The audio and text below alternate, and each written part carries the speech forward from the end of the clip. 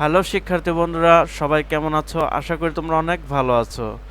তো আজকে যে বিষয়টি নিয়ে তোমাদের সামনে উপস্থিত হয়েছি সেটি হচ্ছে প্রথম সপ্তাহের ইসলাম ধর্ম ও নৈতিক শিক্ষার অ্যাসাইনমেন্টের উত্তরপত্রটি নিয়ে। আমি N.A.Sohag তোমাদের সঙ্গে আছি আমাদের ইউটিউব চ্যানেলে। তোমাদের সবাইকে স্বাগত।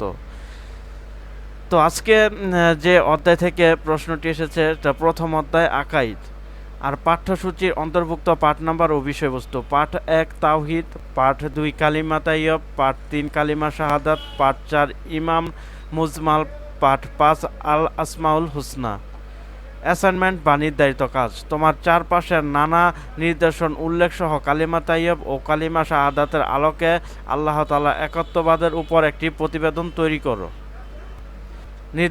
নির্দেশনায় দেয়া আছে তাওহীদ, কালিমা তাইয়্যব ও কালিমা শাহাদাতের ধারণা।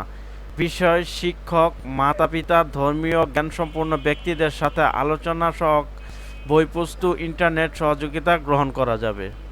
তো এই ছিল আমাদের প্রশ্ন। তো এবার দেরি না করে চলে যাই উত্তরপত্রটিতে যাবার আগে ছোট্ট একটি রিকোয়েস্ট: যদি তোমরা আমাদের চ্যানেলটিতে নতুন হয়ে থাকো তো প্লিজ সবাই আমাদের চ্যানেলটি সাবস্ক্রাইব করবে আর পাশে থাকা বেল আইকন বাটনটি ক্লিক করে রাখবে, যাতে সব ধরনের তথ্য সর্বপ্রথম তোমাদের মোবাইলে চলে আসে।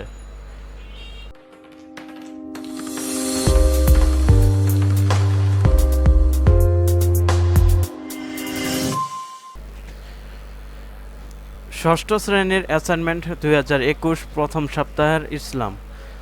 তাওহীদ। তাওহীদ আরবি শব্দ, বাংলা ভাষায় একে বলা হয় একত্ববাদ। আল্লাহ তাআলাকে এক ও অদ্বিতীয় সত্তা হিসেবে বিশ্বাস করাকে তাওহীদ বা একত্ববাদ বলা হয়। আল্লাহ তাআলাই একমাত্র সৃষ্টিকর্তা, পালনকর্তা, রিজিকদাতা। তিনি ব্যতীত ইবাদতের যোগ্য কেউ নেই। তিনি হলেন একমাত্র ইলাহ। আল্লাহ তাআলার প্রতি এরূপ বিশ্বাসই হলো তাওহীদ। তারপর হচ্ছে আল্লাহ তাআলার পরিচয়। আল্লাহ তাআলা এক ও অদ্বিতীয়। তিনি সত্তাগতভাবে যেমন একক তেমনি গুণবলিত তুলনাহীন, অর্থাৎ মহান আল্লাহ তাআলা একক সত্তা, তার কোনো সমকক্ষ নেই। তিনি কারো সন্তান নন, আবার কেউ তার সন্তান নয়। গুণবলির দিক থেকে মহান আল্লাহ তাআলা অদ্বিতীয়। তিনি সকল গুণের আধার। তিনি চিরস্থায়ী, চিরঞ্জীবী, শাশ্বত, সত্য। তিনি সৃষ্টিকর্তা, পালনকর্তা, রক্ষাকর্তা, পুরস্কারদাতা, শাস্তিদাতা ইত্যাদি। তিনি লা শারীক। তার সমান বা সমকক্ষ কেউই নেই। তার গুণাবলীর সাথে কোনো কিছুর তুলনা করা যায় না। তার তুলনা একমাত্র তিনি নিজেই। তারপরে নির্দেশনায় দেয়া আছে তাওহীদ, কালিমা তাইয়্যব ও কালিমা শাহাদাতের ধারণা। কালিমা তাইয়্যব: লা ইলাহা ইল্লাল্লাহু মুহাম্মাদুর রাসূলুল্লাহ, অর্থাৎ আল্লাহ ছাড়া কোনো ইলাহ বা মাবুদ নেই। মুহাম্মদ সাল্লাল্লাহু আলাইহি সাল্লামই আল্লাহর রাসূল।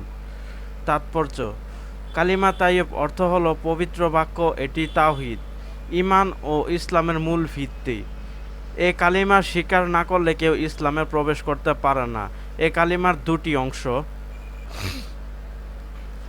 প্রথম অংশ হলো লা ইলাহা ইল্লাল্লাহ, আল্লাহ ছাড়া কোনো ইলাহ বা মাবুদ নেই, অর্থাৎ পৃথিবীতে ইলাহ বা ইবাদতের যোগ্য একমাত্র আল্লাহ তাআলা। তিনি ব্যতীত আর কোনো কেউ উপাস্য হতে পারে না। চন্দ্র, সূর্য, তারকারাজি, পাহাড়, পর্বত, বাঘ, সিংহ, রাজা, বাদশাহ কেউ ইবাদতের যোগ্য নয়, বরং এসবের সৃষ্টিকর্তা আল্লাহ তাআলাই হলেন একমাত্র মাবুদ। তাকে ছাড়া আর কারো ইবাদত বা উপাসনা করা যাবে না, এমনকি তার ইবাদতের জন্য কাউকে শরিক করাও যাবে না। আরবি লা ইলাহা শব্দের অর্থ কোনো ইলাহ নেই, আর ইল্লাল্লাহ অর্থ আল্লাহ ছাড়া। কালিমার এই অংশটি নাবোধক শব্দ দ্বারা শুরু করা হয়েছে। এটি খুবই গুরুত্বপূর্ণ। তো প্রিয় শিক্ষার্থী বন্ধুরা, বাকি অংশটুকু তোমরা দেখে এখান থেকে ধারণা নিয়ে তারপর নিজেদের মেধা খাটিয়ে তারপর একটি অ্যাসাইনমেন্ট তৈরি করবে। দ্বিতীয় অংশ। তারপর হচ্ছে মুহাম্মাদুর রাসূলুল্লাহ, অর্থ মুহাম্মদ সাল্লাল্লাহু আলাইহি ওয়াসাল্লাম আল্লাহর রাসূল, অর্থাৎ মুহাম্মদ সাল্লাল্লাহু আলাইহি ওয়াসাল্লাম আল্লাহ তাআলার প্রেরিত নবী ও রাসূল।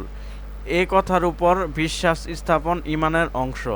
কালিমা তাইয়্যব প্রথম অংশের প্রতি বিশ্বাস স্থাপন করা যেমন জরুরি, দ্বিতীয় অংশের প্রতি ঈমান আনাও তেমন আবশ্যক। আল্লাহ তাআলার একাত্মবাদের বিশ্বাসের পাশাপাশি মহানবী হযরত মুহাম্মদ সাল্লাল্লাহু আলাইহি সাল্লাম এর প্রতি বিশ্বাস স্থাপন করতে হবে, কেননা তার মধ্যেই আমরা আল্লাহ পাকের পরিচয় লাভ করি। তিনি আমাদের নিকট আল্লাহ তাআলার বাণী পৌঁছে দিয়েছেন, ভালো মন্দ সত্য মিথ্যা ইত্যাদি তিনি আমাদেরকে শিক্ষা দিয়েছেন। আর এসব তিনি নিজ থেকে শিক্ষা দেননি, বরং মহান আল্লাহ তাআলার নির্দেশে শিক্ষা দিয়েছেন। সুতরাং আমরা বিশ্বাস করব যে হযরত মুহাম্মদ সাল্লাল্লাহু আলাইহি ওয়াসাল্লাম আল্লাহ তাআলার মনোনীত বান্দা, তিনি নবী ও রাসূল। তিনি যে বাণী নিয়ে এসেছেন তা আল্লাহ তাআলার পক্ষ থেকে অবতীর্ণ, যাতে রয়েছে মানুষের জীবন পরিচালনার যথার্থ বিধিবিধান। তারপর হচ্ছে কালিমা শাহাদাত। প্রিয় শিক্ষার্থী বন্ধুরা, যদি ভিডিওটি ভালো লেগে থাকে, তোমাদের উপকারে আসে থাকে, তো প্লিজ সবাই ভিডিওটি লাইক দিবে এবং বন্ধুদের মাঝে শেয়ার করবে। আর আমাদের চ্যানেলটিতে নতুন হয়ে থাকলে প্লিজ সবাই আমাদের চ্যানেলটি সাবস্ক্রাইব করে পাশে থাকা বেল আইকন বাটনটি ক্লিক করে রাখবে, যাতে অ্যাসাইনমেন্ট সম্পর্কিত সব তথ্য সর্বপ্রথম তোমার মোবাইলে চলে আসে। কালিমা শাহাদাত।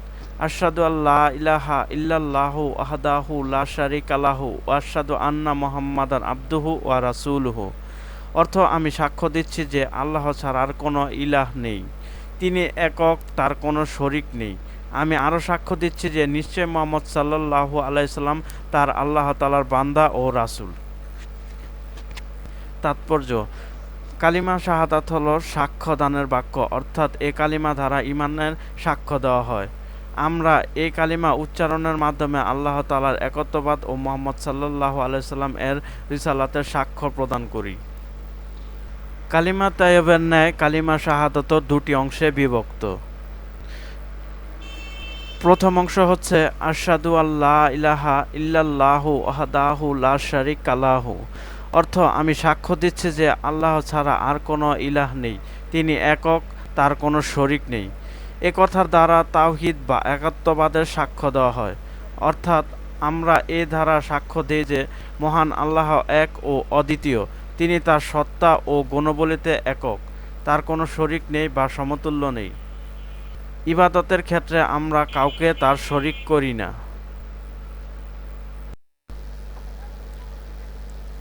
তারপর হচ্ছে দ্বিতীয় অংশ, ওয়াশহাদু আন্না মুহাম্মাদান আবদুহু ওয়া রাসূলুহু।